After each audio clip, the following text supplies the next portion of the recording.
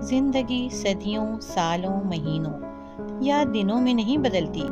زندگی اسی لمحے بدل جاتی ہے جس میں آپ اپنی زندگی بدلنے کا فیصلہ کرتے ہیں۔ قدر ہو ہی جاتی ہے، پر وقت نکل جاتا ہے۔ کبھی کبھی برا وقت آپ کو اچھے لوگوں سے ملوانے کے لیے آتا ہے۔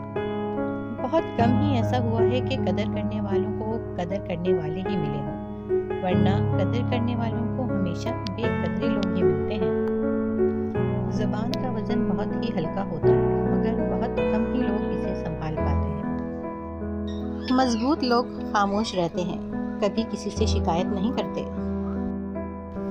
انسان مٹی کا وہ لڈو ہے جو گھوم پھر کر واپس بنانے والے کے ہاتھوں میں آ جاتا ہے۔